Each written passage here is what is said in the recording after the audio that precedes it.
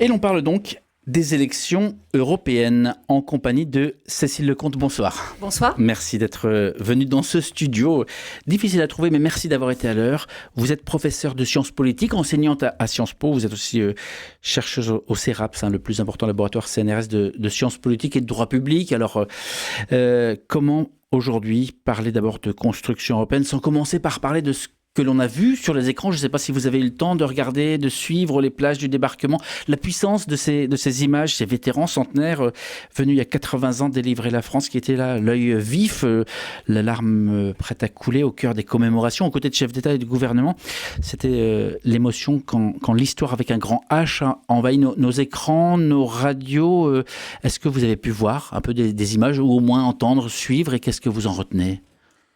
Quelques-unes, effectivement, une journée chargée, donc beaucoup de moments effectivement très d'émotion lors de ce débarquement, et puis ça nous fait penser bien sûr à l'une des racines intellectuelles et philosophiques de l'idée de construction européenne, puisque une partie des mouvements de résistance durant la Seconde Guerre mondiale se revendiquaient d'une forme de fédéralisme européen. Certes, ces plans pour une Europe fédérale n'ont pas été mis en œuvre juste après la Seconde Guerre mondiale, mais en effet, le principal récit de légitimation de ce projet, c'était plus jamais la guerre entre Européens. Et donc l'actualité nous rattrape malheureusement aujourd'hui. C'est ça, l'actualité nous rattrape, vous avez raison de le souligner. On va venir aux élections européennes, mais voir ces plages du débarquement, par exemple avec le président ukrainien et par exemple le président américain, aujourd'hui, au moment, comme vous dites, où l'actualité nous rattrape, qu'est-ce que ça nous dit ? Oui, ça nous rappelle qu'il y a toujours eu en fait plusieurs conceptions de l'Europe, puisque la question de l'assistance à l'Ukraine, la solidarité occidentale envers l'Ukraine pose la question d'une Europe de la défense, pose la question de la solidarité géopolitique, militaire, mais qui peut être l'un des fondements de la construction européenne. Mais d'aucuns estiment que la construction européenne, ça ne devrait être qu'une zone de libre-échange et puis sans dimension politique géopolitique. Mais la France a toujours défendu l'idée d'une Europe puissance, en fait. Venons-en à ce scrutin donc de dimanche, Cécile Lecomte. D'abord, de manière très basique, Oui. À quoi ça sert de voter dimanche ? Alors, c'est très important de voter dimanche pour les citoyens que nous sommes, les consommateurs que nous sommes, les éventuels parents que nous sommes, parce qu'en fait, le Parlement européen, désormais, adopte sur un pied d'égalité avec nos gouvernements la législation européenne, la réglementation européenne dans un nombre de plus en plus large de domaines. Par exemple, pour ne donner qu'un seul exemple qui est souvent fortement débattu et politisé, les accords de libre-échange avec des pays tiers, désormais, doivent recevoir l'aval du Parlement européen. Donc si on s'oppose, par exemple, à un accord de libre-échange avec le Canada ou le Mercosur, eh bien, effectivement, il est important de savoir que le Parlement européen a un avis obligatoire à donner sur ce choix politique. Les narratifs ont évolué ces dernières années. On n'est plus en présence de par exemple, de pro-européens et d'anti-européens, mais les approches européennes sont multiples et leur conjugaison finalement avec les souverainetés nationales, cet équilibre dont vous parlez, c'est ce qui semble être aujourd'hui un élément différenciant. Oui, tout à fait. Alors, le principe de la construction européenne, c'est celui du partage des souverainetés. C'est l'idée selon laquelle la souveraineté populaire peut se partager, en fait, et s'exercer ensemble. Et même mieux s'exercer ensemble à une échelle, si vous voulez, continentale, qu'à l'échelle d'un pays où, certes, on a une souveraineté nominale, juridique, politique, mais quand, par exemple, on négocie avec un acteur tiers comme la Chine ou les États-Unis, le poids politique réel que l'on a dépend effectivement du nombre aussi. Donc il y a les aspects juridiques de la souveraineté, mais il y a aussi cette idée assez puissante dans la construction européenne que la souveraineté peut être partagée. Or, certains estiment que la souveraineté ne peut être que nationale et ne peut pas se partager. Et qu'il ne peut pas y avoir un peuple européen titulaire en commun, exerçant en commun cette souveraineté. Donc dès le départ, il y a différence sur ce point. Pour peut-être plonger un peu dans la, pas politique politicienne, mais tout de même, par exemple, dans le débat qu'on a en ce moment, on assiste à une montée impressionnante de l'extrême droite. Les sondages et certainement les urnes dimanche vont le confirmer. Comment est-ce qu'on mesure, avant d'en venir au projet européen, le rejet de la politique nationale traduit dans les urnes avant la question européenne? Oui, alors il y a une série de questions qui peuvent être posées traditionnellement aux électeurs. Êtes-vous satisfait de l'action du gouvernement? Bon, en général, quand même, les résultats de la recherche scientifique, quel que soit le pays concerné, vraiment, montrent que le vote pour les partis d'extrême droite et certains votes protestataires, c'est-à-dire un vote de défiance envers les partis de gouvernement, envers les médias dits établis, envers les institutions élues, mais il est avant tout un vote d'adhésion au message anti-immigration qui est défendu par ces partis. Donc ce n'est pas seulement, et ça n'a jamais été, un vote uniquement protestataire. C'est aussi un vote d'adhésion au rejet de l'immigration et d'une société multiculturelle. Vous voulez dire qu'aujourd'hui, le sujet migratoire, le dossier immigration est la thématique finalement ou principale ou au moins qui traverse tous les pays, tous les partis? Oui, elle est commune à toutes les extrêmes droites, en fait. Alors, on pourra voir peut-être que ces extrêmes droites n'ont pas toute la même conception de la construction européenne, mais par contre, elles se rejoignent sur un point central, qui est le rejet de l'immigration, et même l'idée de limiter le plus strictement possible l'immigration légale, avec des nuances selon les partis.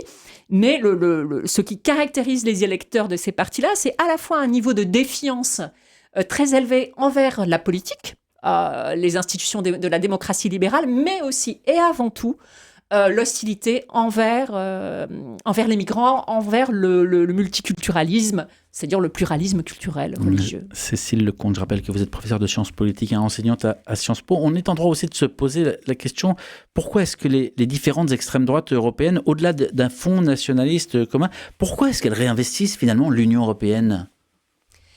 En fait, je dirais qu'elles l'ont investi dès qu'elles le pouvaient. Puisque le Rassemblement national, je le rappelle, a fait ses premiers bons scores, ses premières percées électorales ont lieu à l'échelle locale et aussi à l'échelle européenne, dans les années 80, 84, 89. Et le Parlement européen, comme l'ont montré de jeunes collègues qui travaillent sur les usages, disons, que le Rassemblement national a pu faire du Parlement européen, c'est un ensemble de ressources financière. C'est d'abord effectivement, pendant longtemps, ça a été la seule assemblée, pendant longtemps, le Rassemblement national n'avait pas de députés à l'Assemblée nationale, mais par contre, avait des députés au Parlement européen, puisque c'est pas le même mode de scrutin. Donc c'est une tribune, c'est aussi un lieu où on peut faire des réseaux, des contacts, construire des contacts avec d'autres partis politiques, des partis entre guillemets frères d'autres pays, ou bien des partis souverainistes, ou bien même des partis de la droite conservatrice. Quelles peuvent être les conséquences en termes d'agenda au Parlement européen, au Conseil européen ? Alors effectivement, au Conseil européen, ce qui compte, ce sont finalement les élections nationales. Et donc les partis d'extrême droite sont là où ils sont le plus susceptibles d'exercer une influence directe sur l'agenda législatif ou les grandes décisions, même géopolitiques que peut prendre l'Union européenne, c'est à travers les élections législatives nationales, en fait. Et c'est à travers la composition des gouvernements nationaux, puisque le Conseil européen rassemble les chefs d'État et de gouvernement.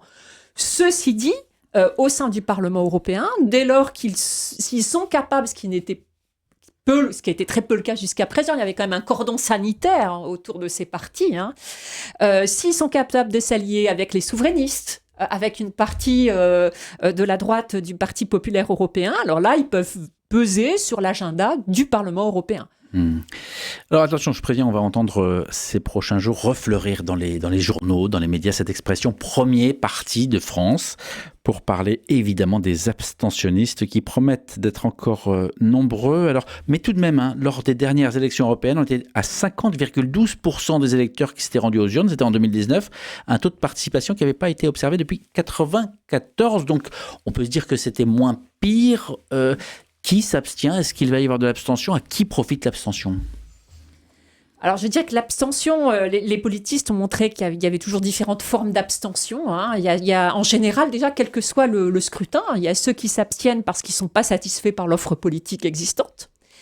Il y a ceux qui s'abstiennent parce qu'ils veulent témoigner par là, finalement, de leur défiance, pardonnez-moi, envers l'offre politique existante. Il y a ceux qui s'estiment indifférents envers le scrutin. Et pendant longtemps, les élections européennes ont été considérées un peu comme des élections de second ordre, c'est-à-dire des élections dans lesquelles il n'y avait pas grand-chose en jeu.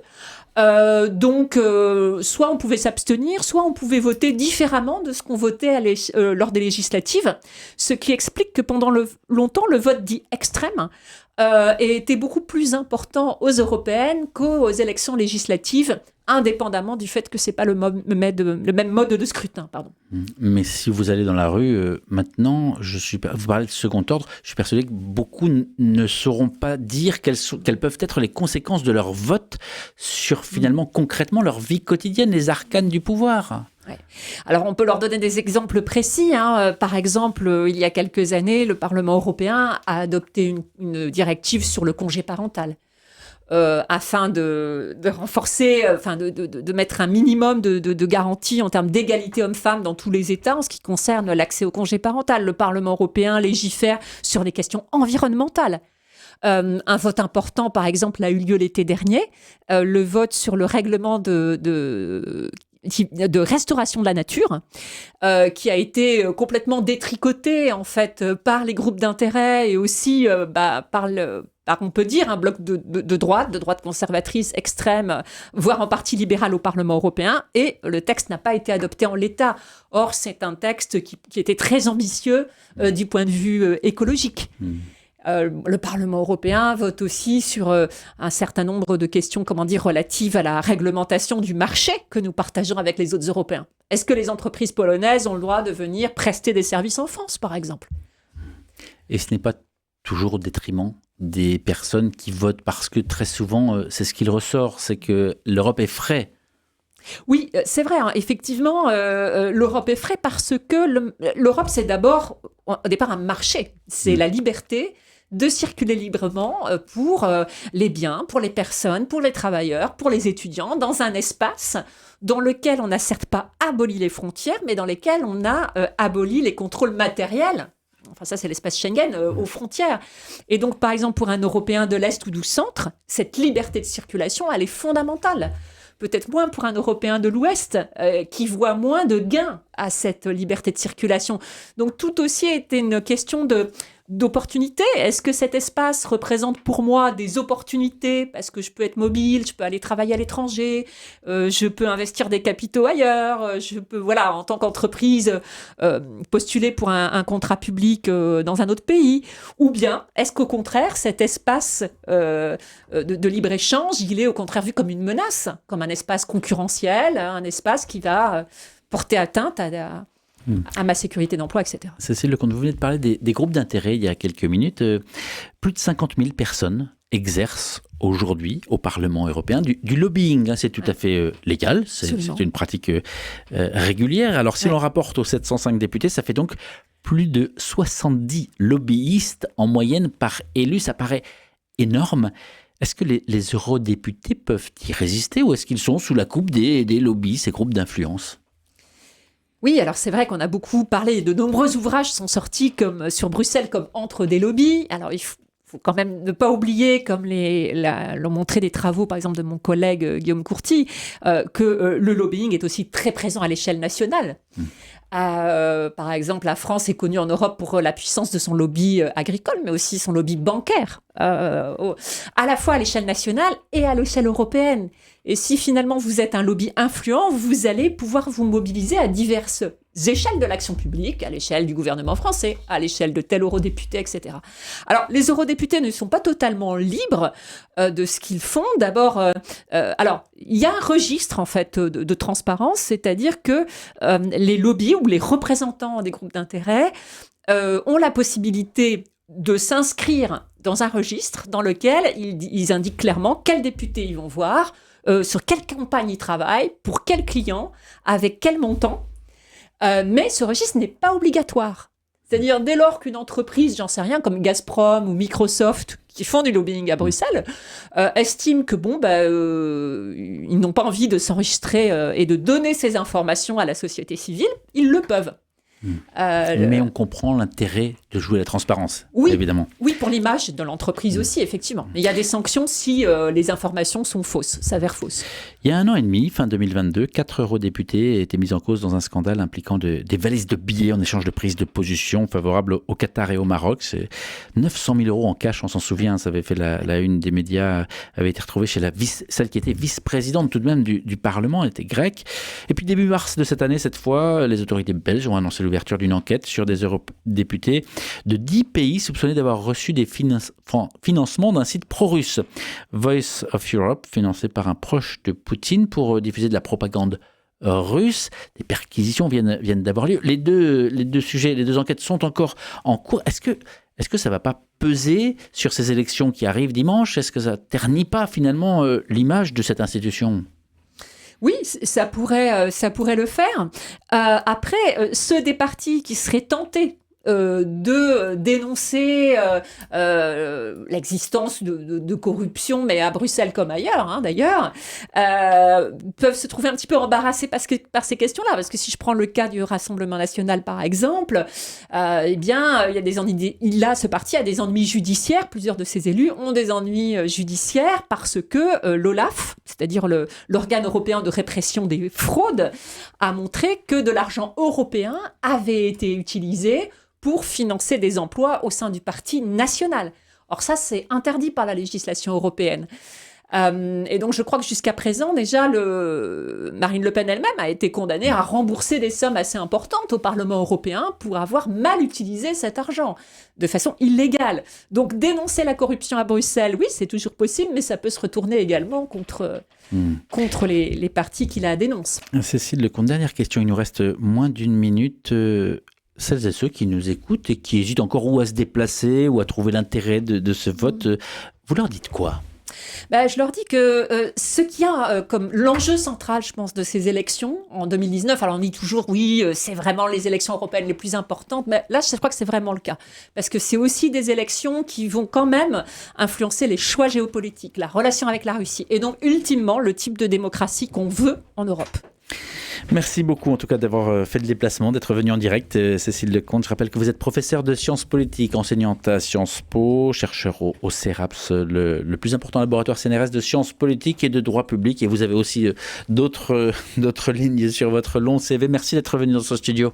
Je vous en prie.